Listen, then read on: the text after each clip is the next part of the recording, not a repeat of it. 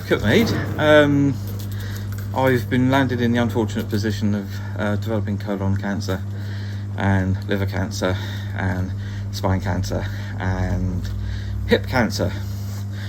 I intend to end my days up at St Mary's Hospice, and various things which will come into the videos which will explain how I came to it. I currently work at BAE Shipyard. I've been off sick since last August, and I intend to go back in a couple of weeks' time, just so I can continue working and as long as I can. But I want to try and add something before I go, help the hospice, and hopefully we'll do a series of these video vlogs, if you like, and that we can show you what happens from being relatively well to past my death, and then the wife can take over from there. So I've got roughly 6 to 9 months to live. Back in February, it all started beginning of last year. I started losing blood. COVID kicked in, so I couldn't have all my tests. I was due to have my test on the Wednesday, and COVID and lockdown kicked in on a Monday, so it all got forgotten about, pushed aside, and the blood loss got worse and worse and worse, and it got to June, and many trips to A&E and trying to get people to actually listen that I'm losing blood, and listen, because it's easy to dismiss. And by pure chance they sent out a bowel cancer test, very, very simple. Within a week of me returning it, the whole process started, and it started very, very quickly, which it took us back a bit, I think. And within a week I was in hospital for checks, scans, blood tests, investigations,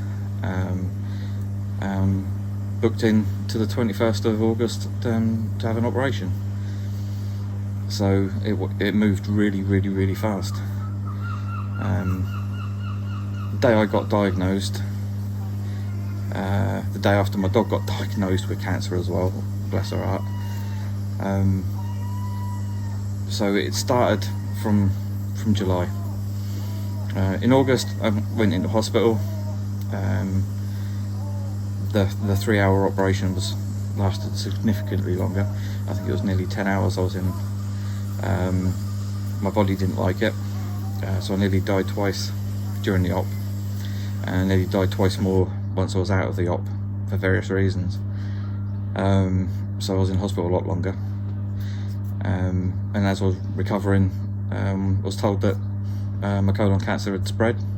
They'd managed to they basically opened me up completely in the end, because they had to investigate further, and had to deal with that. That it metastased into my liver, and more tests were going to be needed. Through September, recovered a little bit, and then more investigations, and then I was given 2 years to live in August. I was given a year to live in September, and then given 6 to 9 in November. Started my chemo, and the chemo didn't work. It's as simple as that. It had more of a detrimental effect on me than the benefit. And then came off chemo in February, and that was it. No more surgical interventions, no medical interventions, no more help, no more possibility. 6 to 9 months, maybe a little bit more, maybe a little bit less. But yeah, I'm on the road to doom. I'm odd. My approach to life is a little bit different to most people. It hit the family hard. It's hit my wife hard. But I've been given a death sentence twice in my life. Once just after we got married, and then another one in 2018. So I've come to terms with my mortality, if you like. I've dodged it twice, and the third time it got me, basically. I'm genuinely okay with it. And now I am genuinely okay, and people can't understand that it's not gnawing away at me. yes, it pervades every aspect of your life, and I get more and more tired every day, but I'm still the same old happy Kevin, and I will be until I croak. I think one of the first things, when I was diagnosed, we didn't know what was happening. We didn't know really what was happening until after the operation. For me, the make sure everything's in order kicked in with a massive kick in September. I wanted to make sure the insurances were in order, made sure that the wife became the single, and still is, my single focus. Make sure the bills are taken care of, that we stripped out the stuff that we didn't need. There's a whole list of things that we'll go through eventually that we went through, but more importantly, we want to make sure that the house was sold, the house was paid for, and it's set her up in the best way possible. And then after that, it was making sure that she gets what she deserves from work, and making sure that the death in service and that lot was all taken care of, so that when I do actually go, I haven't got to worry about whether she's taken care of. She's going to be looked after quite well, and that's my job, is to make sure that happens. It wasn't long after I got diagnosed with a liver cancer that I decided that St Mary's is where I want to end it. I did want to sort of like die at home, but I can't poison the house for the wife after I've gone with the memories of me dying in there. So I figured, everyone's got a good thing to say about St Mary's. So we looked into it. I thought, yeah, I think that's where I want to go. It seems like an appropriate place, if you like. And then it came up about, why don't we just follow my days out? Because I'd like to know what's coming, and I can only guess and work on people's blogs and stuff like that to see what's coming. And if I, in my position, would like to know what's coming and see what's coming, then I figured by the time, if we do a vlog all the way through till after I've passed away, then at least people will be able to see not only what happens to me, but what care I get, from like the NHS, Macmillan and all the others, but also what care I get from St Mary's. After the operation, they removed pretty much all of my large bowels. The absolute minimum that they could actually do. That's caused its own problems and that lot. You come around from the operation and it's not your body anymore. Your toilet cycles aren't the same anymore. They're somebody else's. It doesn't feel like yours anymore. And that was hard to get a head into. But the chemo, everyone is going to be different. But I suffered particularly with it, and I had constiria. That's the only way to explain it. It's constipation and diarrhea at the same time. And when you're doing that 6-7 times every morning, afternoon, night, probably 30 times a day sometimes, it gets a bit wearisome. It's very painful. They said I may get what's called neuropathy, which is basically you touch anything hot or anything cold, you end up they called it zaps. It's not. It's like holding something that's live with electricity. So I had that. I've still got it. I've still got it in those 3 fingers on both hands. Is that I can't pick up anything that's ice cold. So that stuck around. I lost my taste. It was like everything was like eating protein, and that was really hard to deal with. It was like losing an arm. But the pervading unwellness that goes with it as well. You couldn't go out at all, because you couldn't go 5 seconds away from a toilet. You couldn't go out for any more than about half an hour, because you knew you'd have to be back again. So it for 3 months it pretty much destroyed our lives completely. And if it hadn't been for COVID and being in lockdown, we would have felt it a lot more than what we did. But it's left me worse than when I went into chemo. It's left me feeling a lot worse. I'm a lot more tired now. The tinging on the tongue. My taste came back, but it only came back in a certain way. And they said, "Oh, you probably won't like certain things you like now." And no, actually, it kills off a huge amount of stuff from childhood. Monster Munch, cheese and onion squares. Blue Monster energy drink, love them all. No, not anymore. Can't eat it. And it's horrible. You know, they don't overstate the potential of chemo.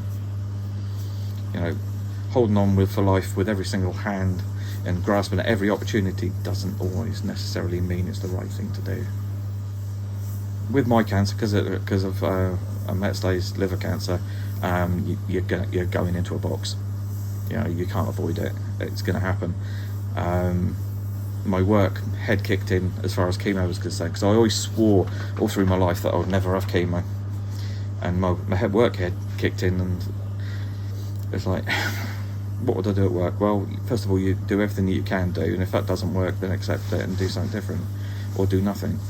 So I thought, okay, I'll do one round of chemo. I went through it, and God, I wish I hadn't, because they so understated the side effects of it, to the extent where they actually turned around and said to me after my first run, well, we wouldn't recommend doing any more chemo because of the way it affected you. So, lovely. And you are poisoned. It is poisoning your body. They were told when I came out of chemo, that's pretty much what they said. You know, there's no hope. There's no surgical interventions. There's no medical interventions. From now, it's palliative, and as the pain increases, have some more painkillers, and that's about the size of it. I'm lucky I've got a great set of district nurses that come around once a week, Macmillan nurse, that help with some of the more mundane stuff. So they've been very valuable, especially with getting us